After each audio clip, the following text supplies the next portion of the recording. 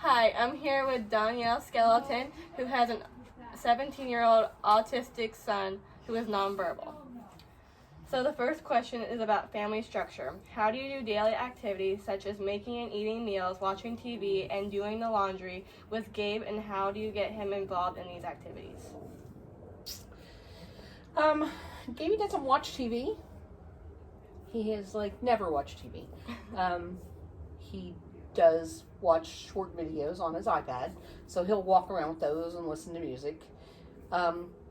Cooking, if I'm going to peel potatoes, we have a safety knife. It was by Pampered Chef or something. He runs and gets that because he wants to help peel potatoes. So usually what I do is I'll give him one, and he has a cutting board, and he'll just cut it in half. And then he's happy. He's look, I'm helping. And then he'll get bored, and he doesn't have a long attention span, so he'll do one, and then he's I'm out. And laundry, household chores. He likes to run the vacuum just because it has a motor, and they found that out very quickly at school. When they would want to run the vacuum and they would turn it on, he would run and take the vacuum from them, and he likes to run the vacuum. But household chores, with the degree of autism that he has, it's difficult to try to get him to help with anything in a meaningful manner. If I tell him wash upstairs, he kind of just puts his thumb in his mouth and looks at you I don't know what you want, lady. So you try to integrate, but you have to realize there are limitations to what you can do and how far you can. If you try to push him to do something, it doesn't end well. So you just kind of have to take your time and work on little things. Go with the flow. Yeah, and his current thing is he likes to get himself drinks, but he gets a cup out of the cupboard and drinks something and puts the dirty cup back in the cupboard.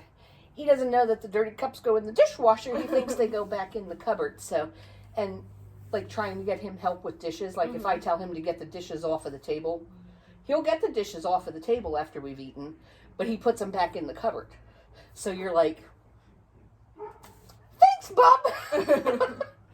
He tries. But you have to. I know oftentimes I go pick up a piece of silverware We'll edit it. and it's dirty. I thought, okay. Yeah, that's what he does. He puts dirty silverware back in the drawer, and he puts. So he has a concept, but not the whole follow through on it. So does that make sense? Yeah, that makes sense. Okay. So the next question is about family, culture, background, and religion. How do you teach Gabe about your culture, which is kind of like German, right? And get him involved with this? I would say we don't. He giggles when I swear in Pennsylvania Dutch. He knows that much. But church, I've never pushed church because I always thought it would just go very badly. You can't make him sit still for A sermon or something like that. Oh no. No. It wouldn't end well. And that was always my fear. Let it go, Bubba. Yeah. The church that I went to has, a balcony upstairs. Yeah. And that was always where we sat. And all I could think, I took him one time with my grandpa. And all I kept thinking was, oh my God, he's going to throw something over the balcony. Oh my God, he's going to throw something over. We didn't stay for the whole thing. We went, we left right after the sermon. We were out. And it was a very stressful situation. What's the matter? Are you cold? So, I would say we don't push that one. Okay.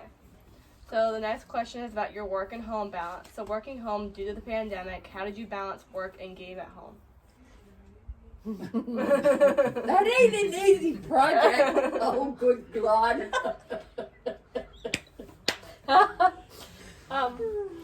I got through it. Okay. It was quite a shock to everybody's system when school closed and Mhm. he was home 24 hours a day. And he really, Gabriel. like, even Knock it still, off. he doesn't go, like, he hasn't been in a grocery store since March. Yeah. But he likes to go places. Mhm. So every day, and he won't wear a mask. Yeah. So like the only places that I take him since March is Target, Yeah. and that only started in June. Yeah. So like every once a month, we'll take him maybe to Target, Mhm. and we got questioned taking him in. Like we were stopped, and Mhm. my daughter was horrified that we were stopped. And they were like, if he doesn't have a mask, and I went, no. I said, it's a medical condition. Mhm. He can't wear one. And they were like, okay, we're good with that. But then as we proceeded to walk through Target, like 4 times they announced due to the public mandate, you must wear a mask in the store. And my daughter was like, they're saying that because of him. And I was like, shut up. But working from home, thankfully my work is very flexible. Yeah.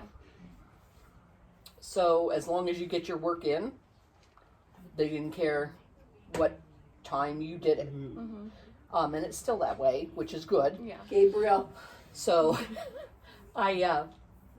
we would wake up in the morning, get him dressed, get in the car, and go to Dunkin' Donuts. So for 4 months, that was his one trip out of the house a day. Mhm. He wasn't going in anywhere. But you need to take him somewhere or he gets really, Auntie. yeah, antsy's a good word. Mhm. And then I would come home and be working on the computer at home. And that would be like calling people. And what I do, I talk with a lot of doctors and whatnot. And at one time, because Gabe will be walking around and you hear how he vocalizes.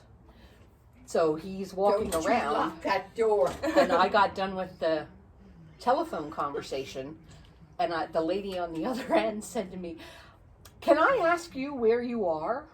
I said, well, we're working from home. Mhm. And she said, well, do you live on a farm?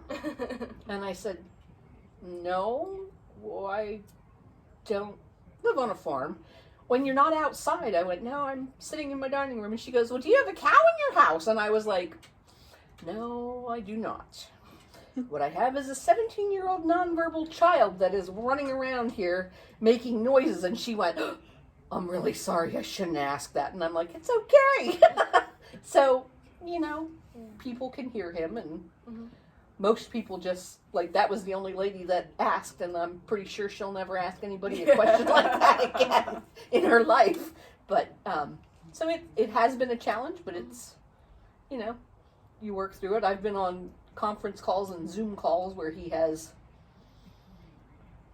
started to have a meltdown, and I'm like, I'll be back! And out the back door we go to try and calm him down. So, but we got there. So discipline. When he has the meltdown, you don't want to be around. You don't know what a meltdown is. Discipline. What are some ways you handle Gabe when he has an outburst? Oh, don't ask. Don't ask. I've seen her have him on the living room floor in there on top of him. And Yeah. it So- don't work. And Zoe comes up, knock it off her, I'm gonna let you have it. And she hauls off and cold cocks Gabe right in the kisser. I mean with a fist, and she let them have it full blast. Oh my goodness. Well, And it don't do a bit of good.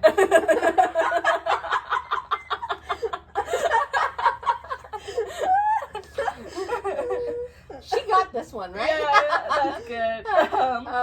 Well, his outbursts. Punishing him doesn't work Yeah. because there's not much to take away. Mhm.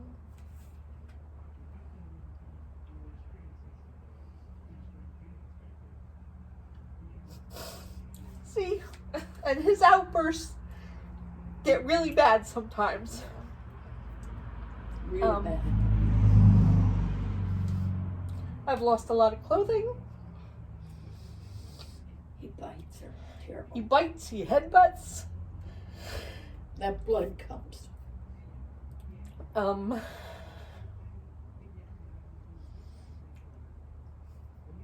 You gotta, like, because he will lash out and kick and throw and headbutt you and punch you. Mhm. So from a safety standpoint, I mean, you have to understand he's 17. He weighs almost 200 pounds. Mhm. And he is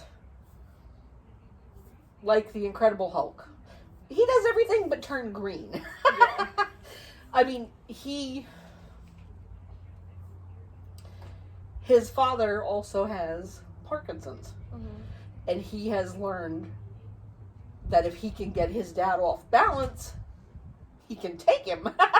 Like, he can knock him over. Mhm. And it turns into what it has turned into is, with help from school, like, we have to get him on the ground, that he can't.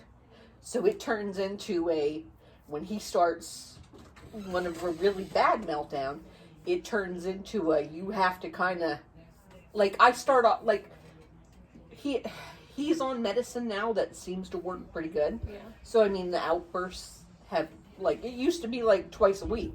And it's not that anymore. It's maybe once a month. But when, like, most of the time I can talk him out of it. Like, I'll stand in front of him and hold his hands and put pressure on, like, or put pressure on his shoulders and say, it's okay. It's okay. Like, look at me. It's okay. You gotta stop. You gotta stop. We're not gonna do this. You gotta stop. It's all right. We will do what you want to do, but you gotta stop. We're not gonna do this right now. We're just not. But for the times when I can't de-escalate him, it has turned into you kind of have to tackle him, Mhm. and it'll end up with, like, somebody holding his hands down. Like, you have to straddle him and hold his hands down. Yeah. But then his legs are going, so then either Zoe or Paul, you have to kind of lay across his legs and keep him. And sometimes they'll even swaddle him at school. Like, you have to get a blanket over him and wrap him, or get him on the floor that he can't do anything.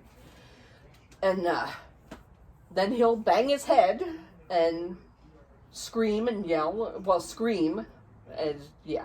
a blood-curdling scream. And he'll, like,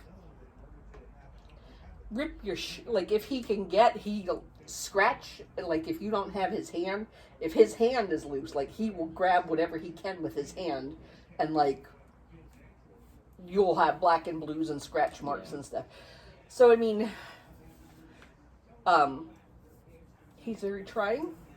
But then, like, it'll take, like, anywhere from 5 to 15 minutes, and you can see him starting to calm down. And then when he calms down, he realizes he did something wrong, and then he'll start crying. And it's like, don't cry.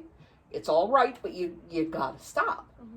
And are you done? And when he says he's done, it's like, okay. And when he says he's done, then his thumb will go in his mouth. And then you know, okay, we're past it, we're good.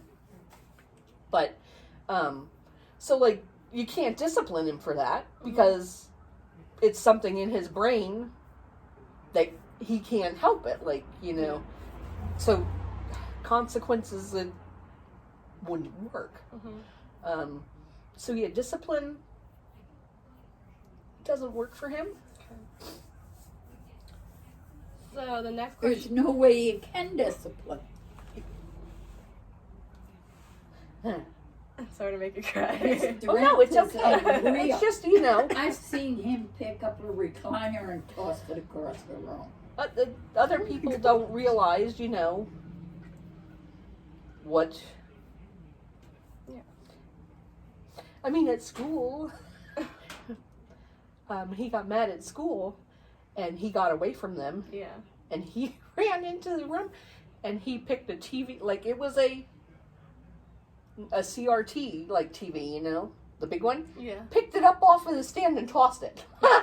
And they were like, Smashed it. yeah, they were like, yeah, he broke the TV. And I said, I'm really sorry.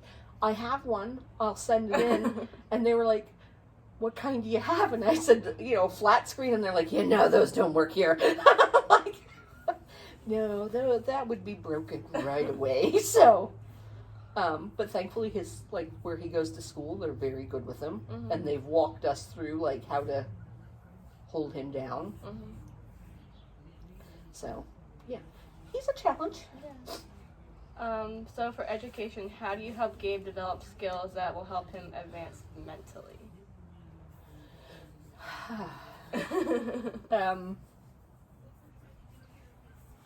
We work on ABCs, Mhm. like small things counting. Like he can, like if you put up 1 Yeah.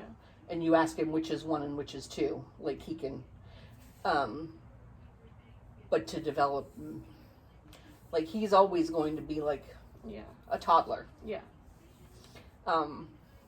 At school, they work on life skills. Mhm. So at school, well, before the pandemic, they had a coffee cart for Gabe because Gabe likes coffee. So Gabe would go around to the classrooms and serve the teachers coffee. So Okay. like, they work on, they're not worried about advancement Yeah. the way you would a typical Yeah. child. They're more worried about life skills and what he can do that way. Okay. So stability and moving. I don't think you really ever moved with Gabe, did you? Like houses or locations. We did when the fire was, but that was just for like that's 4 what months. I thought. So what is the routine when you take Gabe places? For example, shopping. He likes to shop. Yeah. So when we go to Target, Mhm. it turns in like he knows if he likes to go out. Yeah. Target has Starbucks. Starbucks is one of his favorite things in the world. So it turns into you got to behave. Mhm. If you behave in here, you got to stay with me. You don't walk away. Mhm. You stay with me. And he does. And when we get through, I'll get you a Starbucks and we'll get you something to eat. Mhm. So like that's one reward. Mhm. One way we can reward him is he likes to eat and he likes Starbucks. Yeah. So it turns into if you're going to behave in here, that means no carrying on, no. And typically he's very good at Target, except for like 2 months ago he like had a meltdown at Target because somebody was looking at him when we were checking out, and I don't know what the hell happened, but it went bad quick. And the ladies at Target came and they like made a circle around Mhm. to keep everybody away Okay. because he knocked over Yeah. yeah. And I was like mortified and trying to calm him down. Zoe was probably a mess. Zoe and Grandma. Zoe was like checking stuff out at the self checkout, and I gave Zoe my. I said to them because he ripped like 2 purses off a thing and tossed them, and some old guy walked through and went, "You need to calm yourself down." And I was like, "Mister, if that would work, that would be great." But that's not going to work here. But the ladies, they kind of surrounded us and asked if I was okay Mhm. and did I need help. And I said, "You really don't want to come closer. And I'm sorry about the stuff." I said, "If you want me to pay for something," and she said, "We're not worried about it. Just is he okay?" Yeah. Got him calmed down enough that I could get him and force him to walk his way out the store.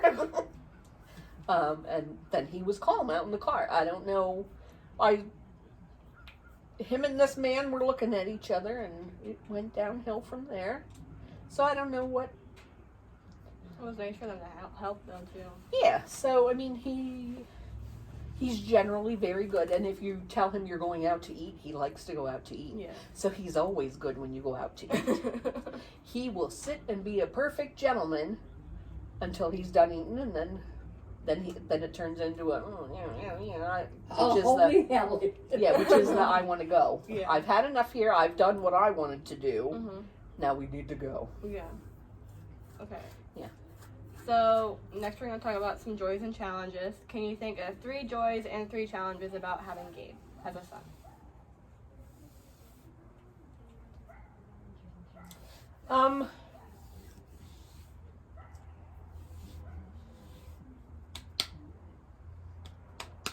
One of the joys is he will always hold my hand.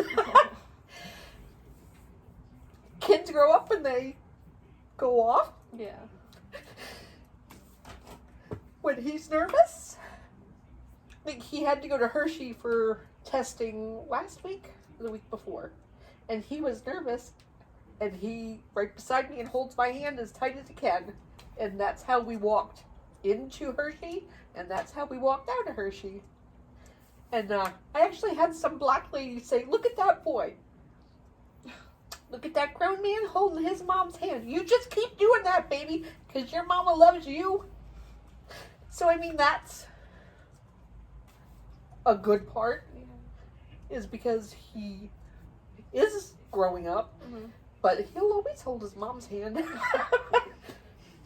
Not like Zoe, who's like, "Get away from me, don't do that."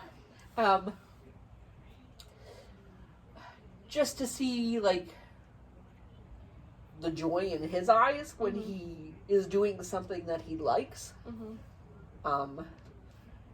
And he just, generally he's a happy kid. So, I mean, he's always, like, his laugh is infectious. And he likes to laugh and giggle. So, I mean, that, like, there is joy there. But there's a lot of challenges. Challenges would be, like, medication changes and trying to get stuff right. Challenges would be the meltdowns, which, you know, you gotta have hope that he'll outgrow it, but you know in the back it's never gonna.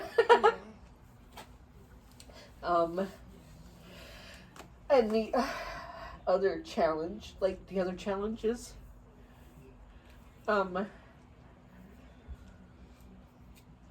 trying, like, Gabriel's, like, he doesn't have friends. Because, like, where does a kid like him? Like, and he likes people, but, he has friends at school.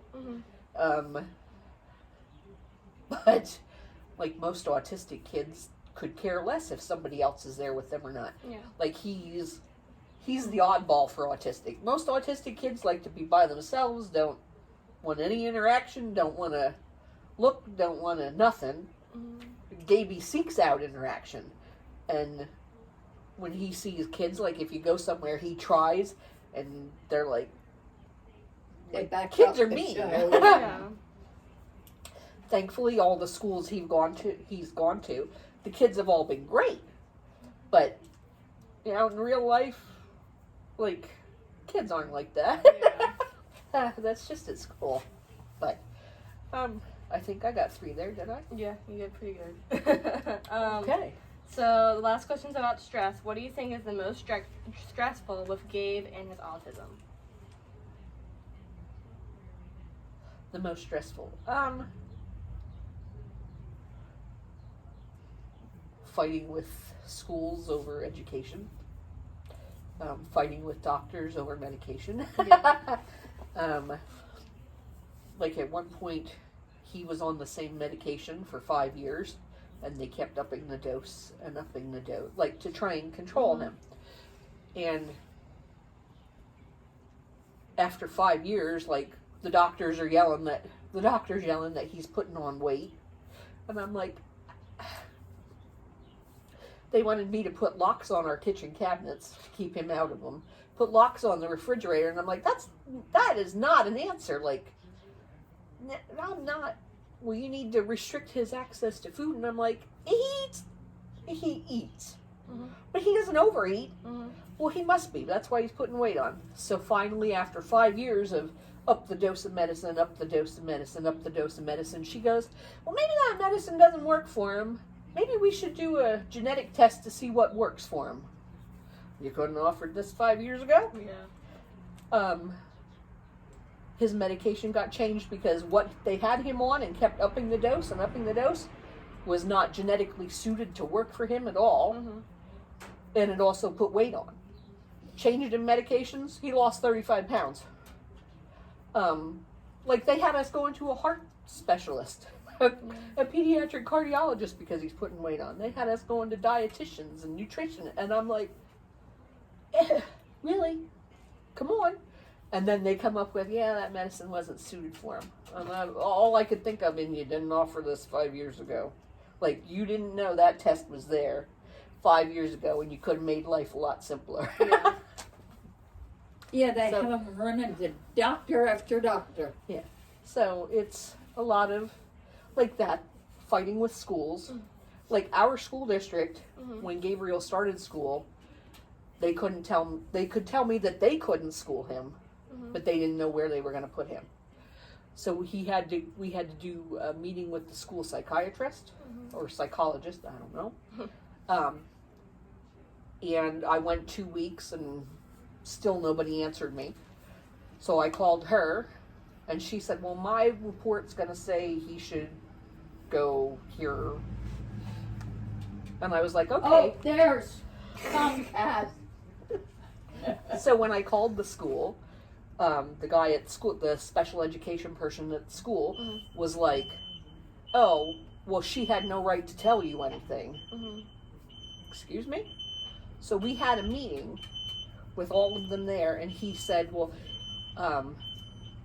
we'll, how did he say it? We'll make our decision and we'll let you know when it's all worked out. Because she shouldn't have told you anything, the school psychiatrist. She shouldn't have told you anything. And I looked at him and I said, you just stop right there. I said, if anybody in this room has a right to know what you are doing with my child, it is me, and it is not after you've made up your mind. Mhm. I will have input into what you are doing. You are not ever going to tell me again that nobody had a right to tell me anything about my child. Do you understand me? To which he got very apologetic and said, maybe I used the wrong words. I said, do you think you used the wrong words? Because I'm thinking really, you need to think about what you're doing. So, Well, about the time when you called me from work and said about the school, what they performed, I said, well, two can play that game. Call the Board of Education Yeah. in Harrisburg, and she did. Yeah. And an hour later, they were up. and like, one of the other, like, challenges is She because bounced on her goddamn ass. An hour later, they were up and off, and they was only hell to pay. yeah. Well, I had another, so the first special education guy left and we got another one. Mhm. You And, got to, That or they one, walk all over you. Yeah. he wouldn't call me back about anything. Like, I heard from the van driver that the school Gaby was going to was Where's closing. the keg at? The keg. Yeah. Everybody's doing having a party here. I'm coming late, ain't I? It's okay. Grandma, you guys show him where the Where one we going? back into bedroom. All right. We'll come back about an hour. Oh, what?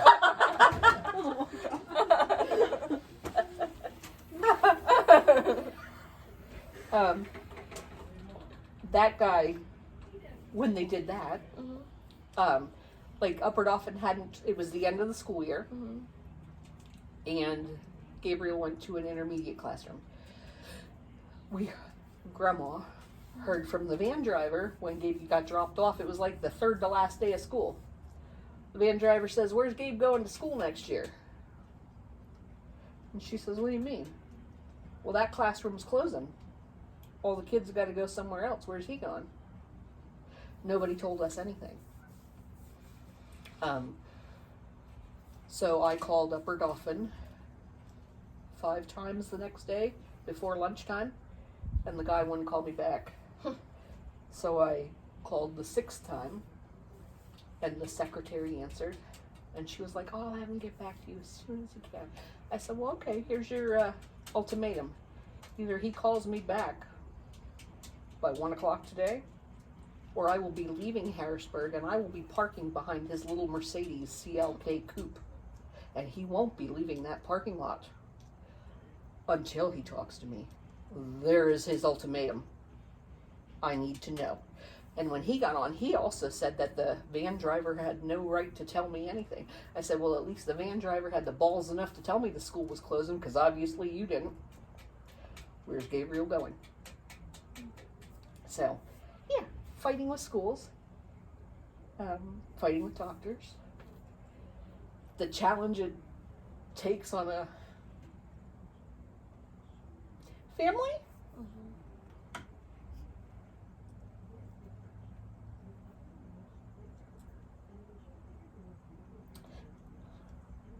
Like, I think it took a really big toll on Zoe, because there were things she couldn't do. Because what do you do? So to me, she missed out on a lot of things because of him. Like, she would just say, no, it doesn't work. We can't do that with Gabe. And it's like, but if you want to do it, no, we can't. So, I mean, it does take a challenge. Like, it takes a toll on siblings. Like, yeah. Like, people don't understand. In her vehicle, like in all of our vehicles, the child safety locks are on, because he will just open the door and it don't matter. And like, you guys, Sydney didn't understand why Zoe would get upset when the car door opens when the car's still moving. Zoe freaks out, because in our life, that's one of the things that you're like, oh my God, like, what's he doing? So, yeah, it's just love the boy to death. He's gonna be the death of me. I'm pretty sure. But, you know, raising a child with autism is a challenge. Raising a kid, any child with a special need, is a challenge. You know, but you muddle through it. You do the best you can. But it does take a toll on families. Like, a lot of the autistic, or even like the special needs kids, a lot of the parents are divorced because it doesn't work. So, because like Gabriel will always come first. It's just the way it is. So, it takes a lot. Well, thank you for letting me interview you. Sorry, I'm a weepy mess. You're fine. No. Sorry, That's Grandma's it. so much fun.